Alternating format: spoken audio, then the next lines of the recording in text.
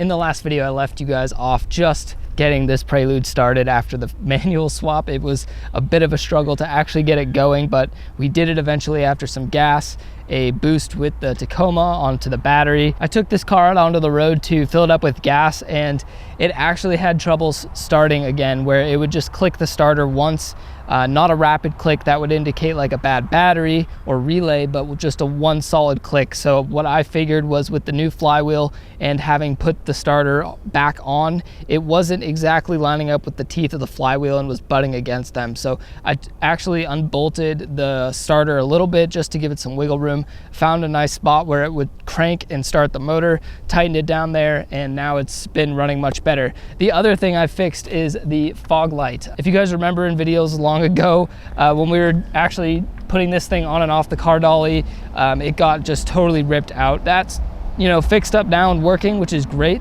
The front lip has still yet to be replaced. I'm gonna have to buy a new one, pull this bumper off, kind of bend back a lot of the tabs because everything's a little bit out of alignment, and that's almost fixing all the damage from trailering the car down here. So now when we hop into the Prelude,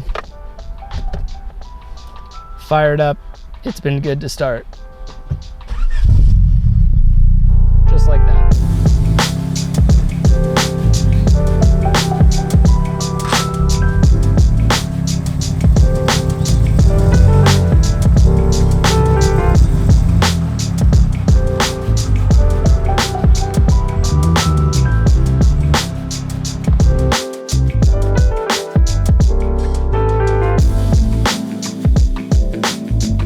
I've driven this car about 50 miles in total, so what I've determined is the transmission is much smoother.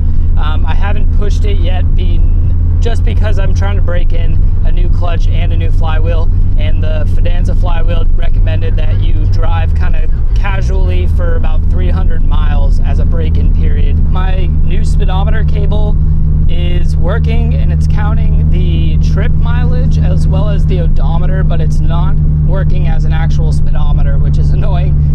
So now I'm counting my miles again. They're at 78,175, just a little baby. It's nice having this to be able to drive because it is so much more fuel efficient than the Tacoma. With the truck camper in the back, the Tacoma is just a little weighed down, especially on 33s. You know how it is, especially with gas prices nowadays.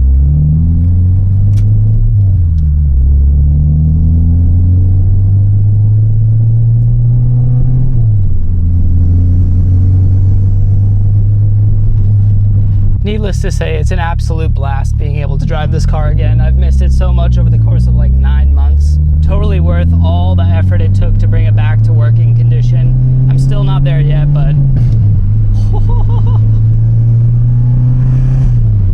golly, it's awesome. The motor really does sound so much happier with this new flywheel too. I'm so stoked how everything is turning out with this car. I'm gonna hop out and kind of just bring you up to speed on what needs to be done to get it back to a good, proper level. There's definitely some things on this car that need to be fixed, totally replaced, and I'm gonna show you guys. We're gonna walk around real quick. So, like I was saying, the car looks a lot better, especially now that it's running and mostly put back together. Off camera, I did go ahead and repair the passenger side fog light, which was basically ripped out entirely during the whole shenanigans of bringing this car down south, and then also replaced a bunch of the pigtail wiring for the corner lights and the turn signals on both sides, because half of those got ripped out when the bumper got pulled off partially. As you can tell, we're also missing a front lip. I think the only remnants are right here. Just a little reminder of what used to be there. Just tuck that back.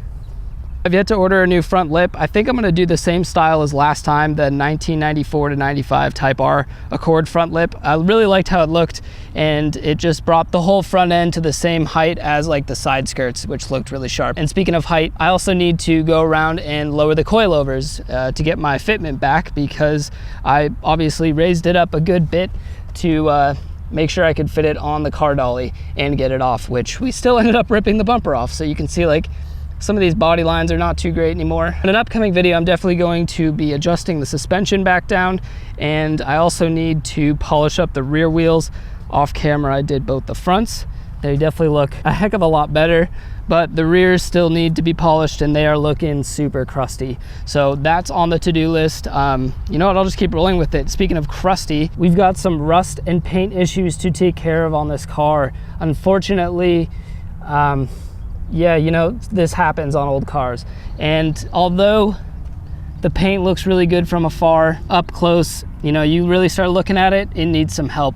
And I want to address it before it gets too far gone. In the not so long future, I think I'm going to be sanding down all this paint and starting to do some body work on it and filling in little dimples and dents and things and seeing what we've got to work with.